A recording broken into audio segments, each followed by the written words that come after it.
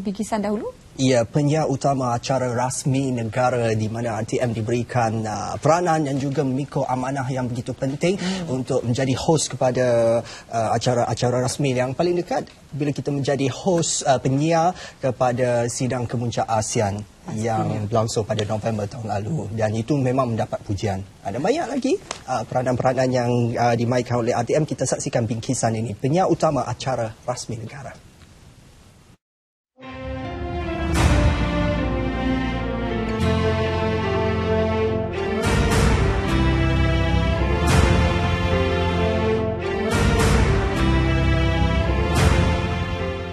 Menjangkau usia 70 tahun, Radio Televisyen Malaysia RTM berjaya membuktikan perkhidmatan yang disediakan memenuhi citarasa rakyat negara ini.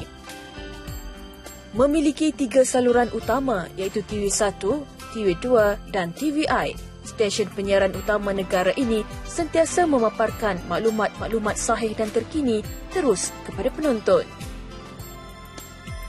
Tidak ketinggalan siaran-siaran langsung Istiadat Pertabalan Seri Paduka Baginda Yang di-Pertuan Agong yang berlangsung setiap 5 tahun sekali.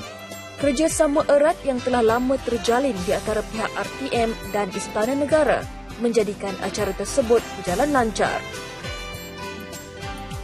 Ini diakui sendiri oleh penolong pengarah Seksyen Ehwal Semasa Haji Megat Samsudin Megat Idris selaku penerbit bagi program tersebut pada ketika itu. Beliau yang telah berkhidmat selama 38 tahun menyatakan kebiasaannya RTM dipilih menjadi penyiar utama bagi acara-acara adat istiadat tradisi yang melibatkan pihak istana. RTM tidak pernah ketinggalan dalam melaksanakan tanggungjawab untuk membuat liputan keseluruhan acara-acara yang melibatkan pertabalan dan juga sebagainya. Maknanya sekiranya terdapat pertukaran, kalau kita lihat dalam 5 tahun sekali, maknanya daripada dulu RTM bersiaran secara hitam putih hinggalah kepada hari ini, maknanya tugas dan tanggungjawab itu akan dipikul oleh RTM sebagai media elektronik kerajaan. Sejajar dengan tema RTM 70 tahun setia bersama membina negara, RTM sering diberi kepercayaan dan tanggungjawab dalam menjalankan liputan acara rasmi negara. Menurut Haji Megat, acara yang melibatkan protokol seperti Istiadat Pertabalan Agong ini bukanlah sesuatu yang mudah, kerana ianya memerlukan penyelidikan rapi di samping perlu menghadiri pelbagai jenis mesyuarat dengan semua pihak bagi memastikan kelancaran majlis dan juga siaran. Kalau setelah apa yang kita persetujui untuk sesuatu liputan itu, maknanya kita akan menyediakan dari segi logistiknya, kelengkapannya, yang termasuk dari segi tim teknikalnya dan juga tim produksinya, supaya maknanya setiap lokasi yang dikenal pasti tadi akan dapat dilaksanakan, dijalankan acara itu dengan baik dan berkesan dan memenuhi kehendak stakeholder kita. Beliau yang juga terlibat dalam Istiadat Pertabalan Seri Paduka Baginda Yang di-Pertuan Agong ke-14, Tuanku Abdul Halim Muazzam Shah, mengakui RTM merupakan platform utama dalam menyiarkan acara-acara rasmi negara. Stesen penyiaran pertama negara itu turut komited dalam memastikan kesemua program yang disediakan berkualiti tinggi dan menepati kehendak penonton selain membekalkan maklumat yang tepat.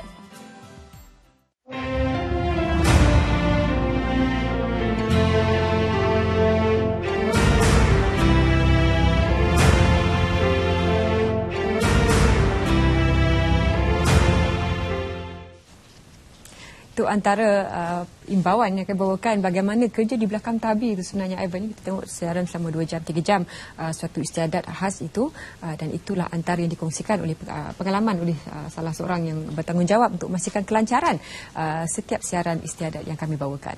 Istiadat bertabalan misalnya yang dibawakan selangsung selalunya dari awal sehinggalah selesai suatu istiadat itu. Dan di mana kalau kita lihat dalam visual itu tadi ada gambar yang baru, ada gambar yang lama, hitam putih dan sebagainya, tapi ia disimpan dengan baik. Di bawah keseliaan ataupun kelolaan Arsip Negara, bila mana ini satu badan yang sangat penting untuk memastikan semua visual ataupun paparan foto, dokumentasi dan sebagainya disimpan dengan baik untuk memastikan ianya sentiasa dalam keadaan yang boleh digunakan untuk generasi berpuluh-puluh tahun akan datang. Jadi di studio pagi ini sempat kita berbicara dengan Tuan Azmi Abdul Aziz yang merupakan Ketua Pengarah Arsip Negara. Tuan Azmi, sekarang ini bagaimana sebenarnya, ramai yang ingin tahu dari segi kronologinya, adakah Arsip keluarkan visual dahulu ataupun RTM bagi visual dahulu? Kerjasamanya bagaimana? Ya, sebelum itu pertama sekali saya ingin mengucapkan selamat menyambut ulang tahun ke-70 kepada RTM. Dan saya rasa peranan yang dimainkan oleh RTM selama ini amat penting, dan juga saya ingat berterusan sehingga masa akan datang. Jadi RTM dan Arsip Negara telah berkolaborasi begitu lama. Pada kesempatan saya datang tadi, saya sempat berjumpa Yang Berbahagia Dato' Abu Bakar, Ketua Pengarah RTM. Dia bertanya, siapa dahulu, RTM dahulu ke Arsip dahulu? Dan saya mengatakan bahawa RTM dahulu, sebab RTM menyambut 70 tahun. Arsip Negara akan menyambut 60 tahunnya di tahun hadapan.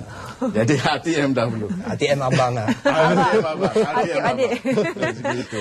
Dan macam Zalia katakan tadi itu, maknanya produksi ini harus datang daripada RTM sendiri. Kita Arsip Negara, kita tidak mengeluarkan satu produksi sendiri. Kita hanya memperolehi bahan-bahan ini daripada agensi yang mewujudkannya. Dan kita hanya memastikan ianya disimpan dan dipelihara untuk generasi akan datang. Visual sebegini, Tuan Azmi bagaimana? Juga disimpan oleh Arsip Negara, ya? Kita ada simpan. Yang ini pun kita terima ihsan daripada RTM. Kita tidak mempunyai sendiri produksi kita untuk mengambil gambar atau produksi sedemikian rupa. Tapi ihsan daripada RTM menyimpan supaya ianya selamat disimpan. Bukan kita mengatakan ianya disimpan di RTM tak selamat, tetapi RTM dia mempunyai arsip dia sendiri juga. Tetapi kita mempunyai salinan keselamatan. If anything happen lah dalam bahasa Inggerisnya, kita kata salah satu kopi ini, maka kita ada satu kopi lagi yang boleh digunakan untuk dirujuk di masa akan datang. Macam hard drive lah, penyimpan data. Salah satu rosak, satu lagi ada. Betul. Tapi bila dengan cerita tiba-tiba saya rasa terangkat, rasa bangga. Sebab kita selalu pergi buat liputan, penggambaran dan sebagainya. Rupanya itu salah satu simpanan dan akan menjadi warisan dan juga khazanah. Itu peranan yang dimainkan RTM. Kalau RTM tidak melakukan penggambaran itu, maka tak adalah rekod. Tak ada. Jadi bila kita melakukan satu tugas itu, kita jangan memikirkan tugas kita pada masa itu saja. Tetapi kita kena fikir apakah kegunaannya di masa akan datang. Apa kepentingan dia di masa akan datang. Jadi di sinilah kita tidak mengira RTM ataupun pejabat-pejabat awam yang lain.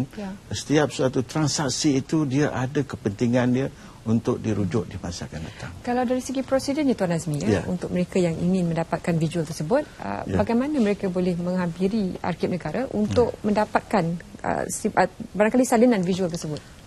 Mereka boleh datang ke Arsip Negara sendiri, di mana kita mempunyai Dewan Penyelidikan yang khas, khusus untuk mereka datang membuat penyelidikan. Penyelidikan ini bukan hanya dalam bentuk kertas sahaja, tetapi dalam bentuk audiovisual juga. Kita menyediakan peralatan untuk mereka merujuk bahan-bahan dalam bentuk audiovisual, sama dalam bentuk CD ataupun dalam bentuk videotape dan sebagainya.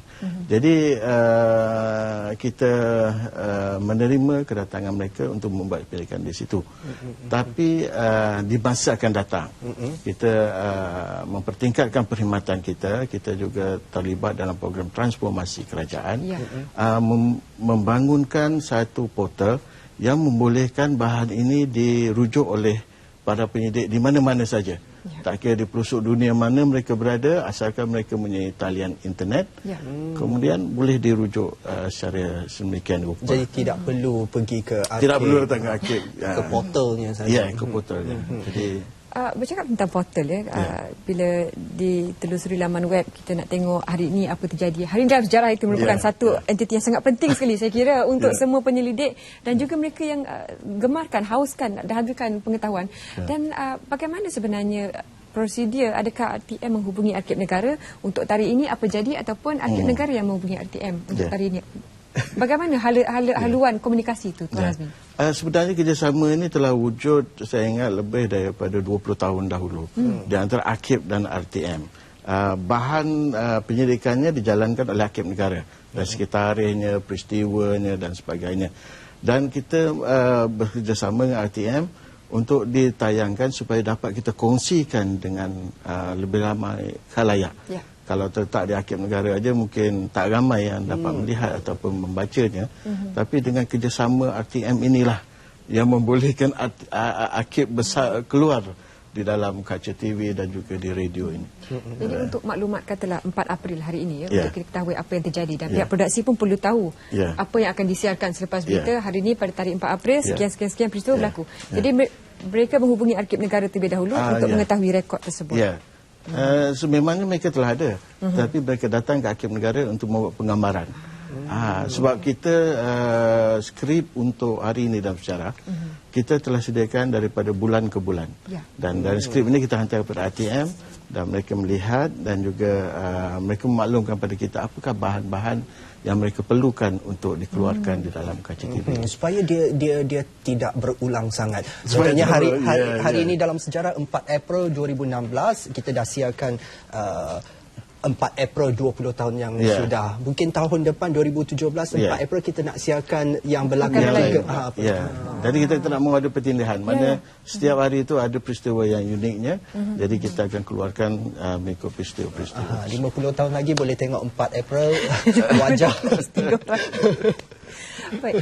Apa antara kenangan-kenangan yang barangkali Tuan Azmi boleh kongsikan menonton RTM? Sebab kita antara stesen yang terawal, Tuan Azmi. Rancangan apa antara yang paling awal ditonton? Kami dah kongsikan apa yang kami tonton dulu. Tuan Azmi bagaimana? Mungkin ini agak lucu sedikit, tapi yang kenangan paling peribadi tau. Betul. Saya RTM yang paling saya ingat pada masa itu memang kita ada satu saluran atau 2 saluran saja kan. Tapi yang paling saya tak lupa dia menonton TV ini, menonton cerita Ultraman. Daripada dulu sampai sekarang masih ada Ultraman. Betul. Itu memang kita dulu memang tak ada saluran lain. Ultraman yang dialih bahasa. Bahasa Melayu.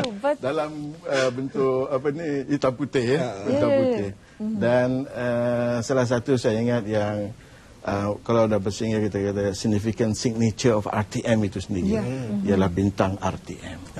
Baru je lepas. Ramai artis-artis yang dia lahirkan dari bintang RTM. Saya ingat itu yang memberi impak yang besar kepada industri hiburan negara. Pastinya. Dan setiap minggu tengok muka sejambak. Jadi itu antara program yang sering diingati Tuan Azmi. Untuk masa hadapannya, apa lagi yang boleh kita perkukuhkan dari segi hubungan RTM dan juga Arkib Negara? Apa lagi yang boleh kita lakukan untuk memastikan hubungan ini boleh dipelbagaikan lagi? Kita dengan RTM bukan hanya hari ini dalam sejarah saja. Kita pernah bersama dengan RTM untuk membantu mengeluarkan dokumentari berkaitan dengan tokoh-tokoh pemimpin negara, terutamanya Perdana Menteri kita. Dan pada suatu masa, agak sejarah sikit bila cakap pada suatu masa, kita pernah bersama dengan RTM dalam pertandingan kuis kebangsaan dan juga debat Perdana Menteri. Kita pernah berkolaborasi dalam aspek itu. Jadi saya rasa perlu ataupun kalau boleh kita bawa semula program ini seperti kuis ataupun debat ini supaya membolehkan lebih ramai penuntut-penuntut di sekolah ataupun di institusi pengajian tinggi tampil ke hadapan dan juga kita boleh melihat bagaimana peranan mereka ataupun kepintaran mereka di dalam berdebat ataupun di dalam pertandingan kuis. Saya ingat masa saya sekolah dulu pun kita pernah tengok pertandingan kuis di TV itu kan. Masa kita di bangku sekolah lagi.